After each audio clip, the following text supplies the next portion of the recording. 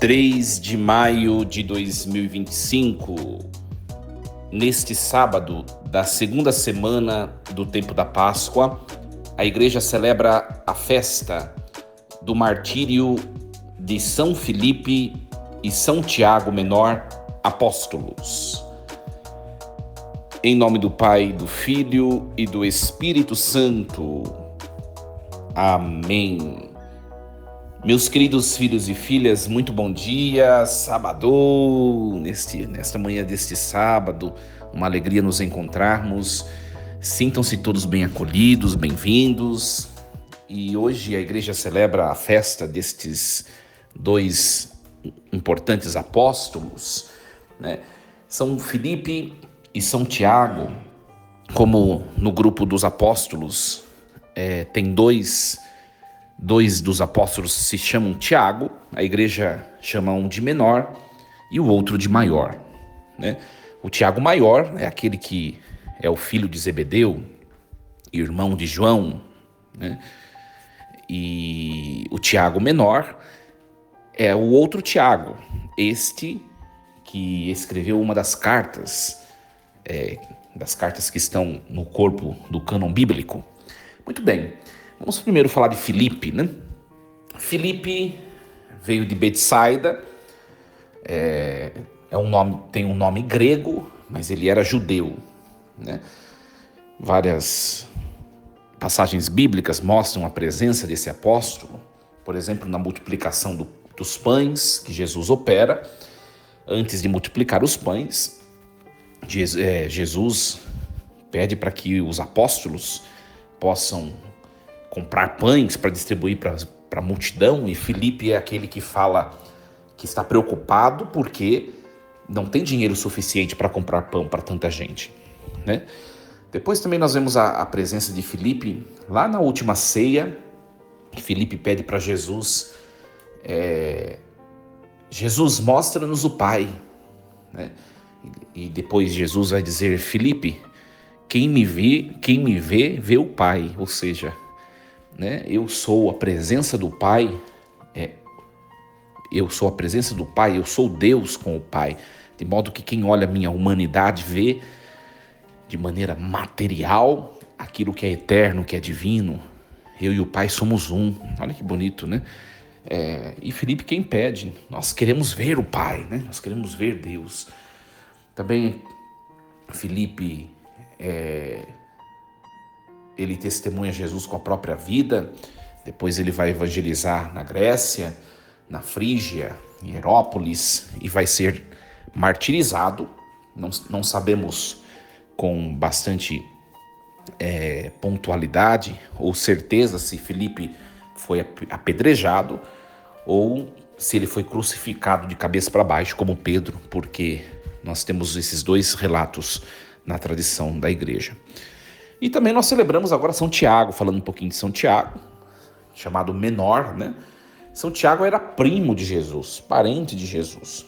Infelizmente, nossos irmãos protestantes pegam o texto bíblico, né? Aquele relato do Evangelho, em que as pessoas começam a perguntar lá em Nazaré, mas esse não é o filho de José? Perguntando sobre Jesus, né? Não é filho de José, o carpinteiro, né? Os seus irmãos não convivem aqui conosco? Aí fala um nome, né? Dentre o nome, Josete, Tiago, né? Ou seja, os nossos irmãos protestantes pegam esse texto e acabam por dizer que Jesus teve irmãos biológicos, né? Que Maria deu à luz a mais pessoas, e sem consistência, né? Por quê?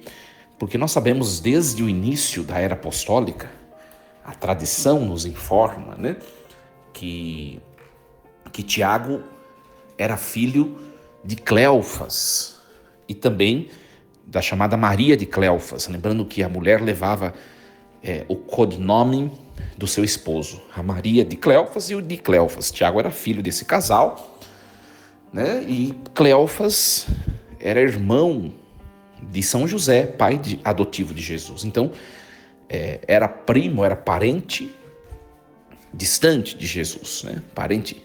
Então era como se fosse primo de Jesus e sobrinho de Nossa Senhora, né? São Tiago Menor. Então é isso que a tradição e a tradição apostólica nos ensina, né? Tiago exerceu seu apostolado na igreja de Jerusalém, foi bispo de Jerusalém, a principal igreja, né? E ele, como eu já disse agora há pouco atrás, ele escreveu aquela carta bíblica que leva o seu nome, a carta de São Tiago, que está bem no finzinho da Bíblia, né? Inclusive, no capítulo 3 da sua carta, ele vai falar da questão da fofoca, do perigo, do pecado da língua, né? Então, uma carta muito bonita, a carta de São Tiago. Ele foi martirizado, foi morto, pisoteado e apedrejado por mandato dos chefes dos judeus. Então, aí está a história desses dois homens importantes que constituem o colégio apostólico. É importante nós conhecermos, né? Meus queridos, nós vamos refletir agora a leitura que a igreja nos propõe nesta festa litúrgica. A leitura da primeira carta de São Paulo aos Coríntios, o capítulo 15, versículos do 1 ao 8. Irmãos, quero lembrar-vos o evangelho que vos preguei e que recebestes, e no qual estáis firmes. Por ele sois salvos, se o estáis guardando, tal qual ele vos foi pregado por mim. De outro modo, teríeis abraçado a fé em vão. Com efeito, transmiti-vos, em primeiro lugar, aquilo que eu mesmo tinha recebido, a saber, que Cristo morreu por nossos pecados, segundo as Escrituras, que foi sepultado, que ao terceiro dia ressuscitou, segundo as Escrituras, de que apareceu a Cefas e depois aos 12. Mais tarde, apareceu a mais de 500 irmãos de uma vez. Destes, a maioria ainda vive e alguns já morreram. Depois apareceu a Tiago e depois apareceu aos apóstolos, todos juntos. Por último, apareceu também a mim, como a um abortivo. Palavra do Senhor. Graças a Deus. Meus queridos, a igreja coloca esse texto da carta de Paulo apóstolo aos Coríntios, porque esse texto menciona a figura de São Tiago Menor, que teve a honra de exclusivamente receber a aparição do Senhor ressuscitado, né? Então, vamos começar desde o comecinho do texto. Irmãos, quero lembrar-vos que o evangelho que vos preguei e que recebestes, né? No qual estáis firmes. Então, é por este evangelho que vós sois salvos. De outro modo, teríeis abraçado a fé em vão. O que Paulo está dizendo? Que se nós não considerarmos o evangelho como algo que deve iluminar a nossa vida e todas as dimensões da vida, nós abraçamos a fé em vão, nós praticamos a religião em vão, tá? Paulo está dizendo assim, não adianta vocês ouvirem a pregação do evangelho, o evangelho que eu preguei, e na vida no dia a dia vocês não buscarem configurar a vida a propósito do evangelho, né? E aqui, meus queridos, para nossa reflexão, né, é o que acontecia com os fariseus, né, na época de Jesus. Jesus, quando esteve aqui nesta terra a pregar, os 3 aninhos que ele passou pregando, ele sempre teve um grande embate com os fariseus. Por que Jesus implicava com os fariseus, que eram os homens religiosos, aqueles que eram os conhecedores da Bíblia, os conhecedores da religião?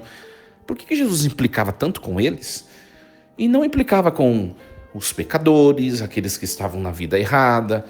Claro que Jesus chamava a todos à conversão, mas por que o Evangelho faz a questão de frisar, de enfatizar o embate que Jesus sempre teve com os fariseus? Porque os fariseus anunciavam uma coisa e faziam outra. Porque eles acabavam pervertendo o sentido da Bíblia, da Escritura, por causa da vida errada que eles levavam, né? Então, para nossa reflexão, se nós não estamos guardando, e guardar o evangelho, como Paulo diz essa palavra, guardar, significa considerar, significa ter sempre à mente, significa levar sempre em conta nas decisões, nos passos que nós damos. Meus queridos, aqui não vamos cair no moralismo bíblico religioso, né? Se a gente não vive o evangelho, a gente está praticando a religião à toa. Ora, se a gente olhar genuinamente na nossa vida, nós o tempo todo nós estamos pecando contra a palavra de Deus. O tempo todo, quando nós desobedecemos os mandamentos que estão na Bíblia, nós estamos fazendo um atentado contra a própria Bíblia. É ou não é verdade? Mas nós somos fracos, nós somos pecadores, nós estamos numa caminhada de reconstrução, de formação, nós estamos numa caminhada de aprendizado, de amadurecimento. Eu acho que todos nós, né? Aliás, quanto mais vai passando o tempo, pelo menos é para ser assim, né? Todos nós temos condições de olhar para trás e ver o quanto que nós amadurecemos, quantas coisas que a gente escorregava, pisava na bola, que hoje a gente já conseguiu superar. Mas ainda nós vemos que tem muita coisa para ser superada. O importante é o quê? Que é a proposta desse comecinho desse texto. Nós temos que sempre ter em mente a palavra de Deus para a gente poder perceber que tem alguma coisa a fazer.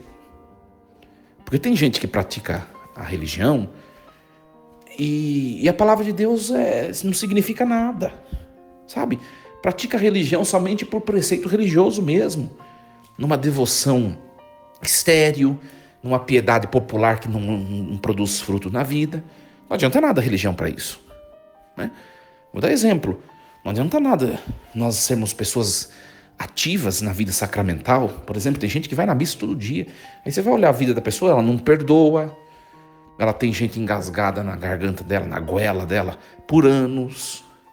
Ou ela leva uma vida que é dissonante ao evangelho e ela não consegue dar passos de conversão ao passar do tempo. Vocês conseguem perceber, no fundo, a palavra de Deus, minha gente, aliás, a igreja, né? Nós temos duas tentações diante da palavra de Deus e do evangelho, que é disso que Paulo está falando, né? A primeira são os extremos. Ou a gente se torna hipócrita e se apega à prática religiosa para mostrar que está vivendo o evangelho, mas na verdade sempre vai ter algo que não vai viver. Ou a gente desiste de tudo porque a gente tem pecados que a gente não consegue largar. Vocês conseguem perceber que esses dois extremos, eles acabam por abraçar muita gente? Nós temos que estar lá no meio. Tomar cuidado com a hipocrisia, com a religiosidade estéril, mas também não desistir de nós mesmos. Enquanto nós respirarmos, né, sejamos honestos conosco mesmo e também com Deus. Enquanto nós respirarmos, nós sempre vamos ter desafios para viver o evangelho. O importante é não esquecê-lo. O importante é não abandonar a igreja. O importante é não abandonar a batalha. É não desistir de lutar, de melhorar, de crescer, de amadurecer. É esse que é o objetivo da palavra de Deus, né? E aí Paulo está dizendo assim, olha, eu vos transmiti o que eu recebi. E ele vai falar o primeiro querigma da igreja, o que a igreja deve anunciar no seu querigma, né? No primeiro anúncio. As pessoas que ainda não conhecem a igreja, não conhecem o evangelho, não conhecem a palavra de Deus. Aqui é um anúncio querigmático que Paulo faz. O que eu recebi eu transmito. Que Jesus morreu por nossos pecados, segundo as Escrituras, que ele foi sepultado, segundo as Escrituras, que ele ressuscitou ao terceiro dia, segundo as Escrituras, que ele apareceu a Cefas, né, a Pedro, que ele apareceu aos 12, que ele apareceu mais 500 pessoas, depois ele apareceu a Tiago, depois ele apareceu a mim. Ou seja, as aparições do ressuscitado. É isso que a igreja deve anunciar, o mistério da Páscoa. A paixão, a morte, a ressurreição, a ascensão aos céus, o poder de Deus. É isso que a igreja deve anunciar. O mistério da Páscoa, né? Eu tenho uma pessoa na minha equipe de Nossa Senhora, que eu não vou revelar o nome, e ela, nos últimos tempos, tem questionado um pouco, né? Mas é um questionamento santo, um questionamento pertinente, porque às vezes nós devemos nos fazer, né? Sobre o mistério da cruz, né? Porque nós vemos algumas vertentes da igreja, sobretudo alguns movimentos, que enfatizam a prática do carregar a cruz, enfatizam que isso inclusive um convite bíblico, não podemos negar, né? Enxergar no sofrimento a face de Deus, enxergar nas cruzes da vida um Deus que nos chama ao amadurecimento, ao fortalecimento, porque é verdade, né, minha gente? Quem enfrenta determinados sofrimentos na vida e vence, não sai dessa batalha mais fraco, sai mais forte, convenhamos, é verdade. E vem o questionamento dessa pessoa, né? Só que não podemos pregar só isso, porque o mistério da Páscoa não é só ficar olhando para o sofrimento de Jesus. O mistério da Páscoa é você perceber que Jesus ele entrou no mistério da paixão, mas ele venceu o mistério da paixão. Ele saiu do mistério da paixão para entrar no mistério da ressurreição. E toda vez que nós celebramos a liturgia, por exemplo, sobretudo no sacramento da Eucaristia, Santa Missa, nós não celebramos um Senhor morto e sofredor só. Nós celebramos porque o sacrifício que nós vivenciamos na Eucaristia não é Jesus agonizando de novo na cruz. Tem muitos padres que falam isso e é um proferimento indevido. Não, Jesus sofreu de uma vez por todas. O Calvário, o sofrimento de Cristo foi só uma vez. Isso está na carta aos Hebreus, né? Se quiser, a gente pode até pesquisar qual capítulo e versículo. O culto que nós pregamos e vivemos e celebramos é um culto do Senhor que hoje já venceu as tormentas da paixão. Né? O Senhor está ressuscitado à direita do Pai nos céus. Né? Aquele fatídico dia, aquela tarde em que os judeus crucificaram Jesus e ele morreu na cruz, foi uma vez por todas. O que nós fazemos na missa? Nós atualizamos esse mistério, mas nós comungamos o Senhor poderoso ressuscitado. Então, quando nós anunciamos o mistério da paixão, do sofrimento na nossa vida também, nós temos que lembrar que Cristo não parou por aí. E que é promessa de Deus que nós também não vamos parar por aí. Ele ressuscitou. Me vem muito à memória a oração eucarística, tanto a número 1 quanto a número 3, que o sacerdote reza quando está na celebração da Santa Missa, né? A oração eucarística número 1, muito bonita, celebrando, pois, a memória, né? Da vossa paixão, né? A memória da vossa ressurreição gloriosa e da gloriosa ascensão aos céus. Olha só. Então, quando nós celebramos, quando nós nos defrontamos com a consagração das espécies, nós estamos vivendo o memorial da paixão, morte, ressurreição e ascensão do Senhor, que é a promessa de Deus na nossa vida. Se nós estamos hoje vivendo um Calvário, fé é coragem, porque vem o dia terceiro da ressurreição. Se nós estamos vivendo momentos de glória, das alegrias, das vitórias de Deus na nossa vida, pode voltar novamente algum Calvário de qualquer... não sei, nós não sabemos quando, pode voltar um Calvário para a gente enfrentar novamente. Então é isso que nos ensina, né? Essa pregação apostólica querigmática. É isso que nós temos que anunciar, né? É isso que nós temos que anunciar, né? O que está nas Escrituras, na revelação, que é a paixão, morte e ressurreição, ascensão do Senhor, vitória do Senhor na vida das pessoas. Os apóstolos pregaram isso, muita gente se converteu, e é isso que nós anunciamos, minha gente. É isso que nós devemos pregar. Paulo aqui nos ensina o que nós devemos pregar. E depois nós vamos ver os apóstolos. Hoje nós celebramos esses 2 apóstolos, que eles vão depois constituir, cada um vai cuidar da sua igreja, como eu já falei no começo. Tiago Menor vai ser bispo de Jerusalém, Filipe vai pregar em outro lugar, né? Na Grécia, na Frígia, e cada um vai pregar em um lugar. Vai pregar o quê? Pregar o mistério da Páscoa. Minha gente, eu não sei se você está escutando essa palavra, se você é pregador, se você é catequista, ensina. Nós podemos falar de muitas coisas quando a gente está pregando ou dando algum curso. Mas o que é para ser transmitido. É isso que Paulo está falando aqui. Eu vos transmiti o que eu recebi, o mistério da Páscoa. O mistério da Páscoa, né? Tem muita gente que critica, né? Vocês sabem que aqui nessa reflexão diária eu falo de todas as temáticas que a gente vê nas redes sociais e tudo. Eu não tenho censura, porque procuro me fundamentar na doutrina da igreja, né? Na doutrina da igreja. Tem muita gente que critica o Papa Francisco, por exemplo, sobretudo os tradicionalistas, porque o Papa Francisco, por muitos teólogos, é chamado o Papa promotor da ecologia, né? Não tem como deixar de mencionar aquele documento Laudato Si, que foi exatamente no pontificado de Francisco, no comecinho do pontificado de Francisco, né? E tem muita gente que critica, essa não é a missão da igreja, ficar falando de ecologia e não sei o quê. Minha gente, a igreja está no mundo para levar as pessoas que estão no mundo a viverem um projeto de Deus, né? A igreja está no mundo para poder ajudar as pessoas que estão no mundo, sobretudo as que estão longe de Deus, a voltarem para Deus e a viverem neste mundo conforme o desígnio do Senhor. E dentre tantas vontades que brotam do coração de Deus, o cuidado da criação também é um desejo de Deus. Deus não criou toda a obra da criação para que o homem a destruísse.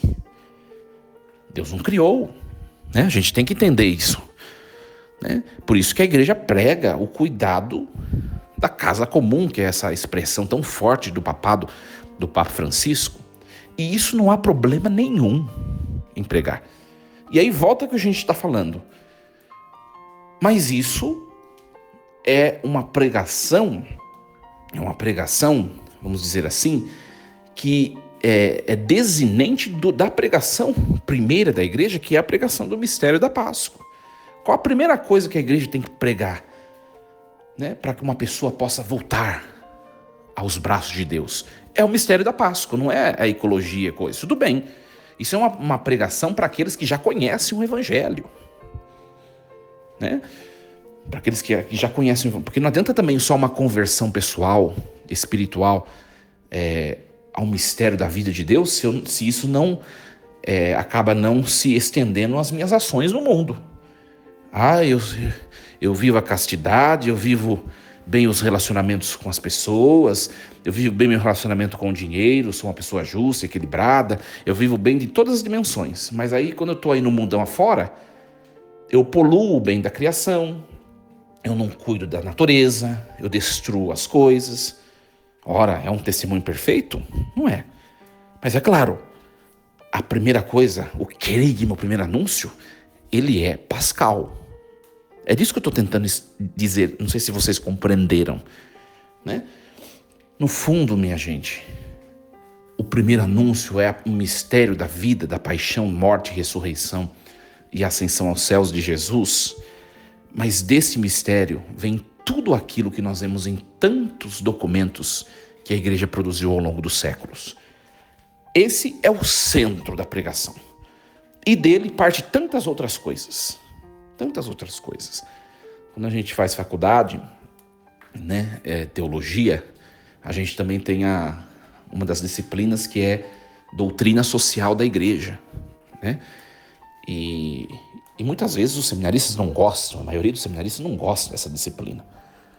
Porque pensam que igreja é só missa, liturgia e mistério pascal. E não é. Não é. A igreja ela está no mundo, ela precisa dialogar com o mundo, nos desafios do mundo, para que o mundo possa viver o projeto de Deus em todas as dimensões. Mas, padre, isso não é o mais importante. Pode até não ser o mais importante, mas faz parte do anúncio da igreja, que parte do mistério pascal. Por isso que nós vemos no documento Sacrosanto Concilium da igreja, e é muito bonito isso, vai apresentar o mistério da Páscoa, que é isso que Paulo está falando hoje, como que é a Eucaristia, no fundo, né? Como fonte e ápice da vida cristã. Tudo brota da Eucaristia, que é o mistério pascal, tudo brota, ela é a fonte. Tudo começa com uma missa, e também tudo termina com uma missa, com o mistério da Páscoa. Mas nesse meio termo aí tem muitas outras coisas para a gente poder aprender e discutir. É isso que eu quis dizer em toda essa reflexão de hoje. Queridos, desejo a vocês um bom fim de semana, com muita alegria, com muita paz. Vivamos. Olha, minha gente, o problema nosso, sabe o que é? Só concluindo essa ideia de hoje, é que às vezes nós somos muito parciais. Nós não temos que ter partido. Eu sou aquela leitura de São Paulo, eu sou de Cefas, eu sou de Paulo, eu sou de não sei o quê. Não, nós somos católicos. Se a gente começar a saborear tudo que a nossa igreja tem a nos oferecer, a igreja que nós temos, ela tem como centro o mistério pascal, mas ela fala de tudo. Ela fala da vida humana, ela fala da vida, da criação de Deus. É muito complexo, é muito rico, né? Não sejamos parciais, sejamos integrais, né? Sejamos integrais. Como a igreja é complexa, que nós mergulhemos nessa complexidade e possamos beber de todas as fontes que vêm dessa única fonte, que é o mistério pascal de Cristo. Queridos, um excelente fim de semana com muita paz e alegria. Em nome do Pai, do Filho e do Espírito Santo. Amém. Amanhã nós não teremos a nossa reflexão, porque amanhã é domingo, dia da homilia dominical. Não deixe de ir à Santa Missa. Nos encontramos na próxima segunda-feira com este programa Reflexão Diária. E lembremos-nos sempre, Deus está no comando de tudo.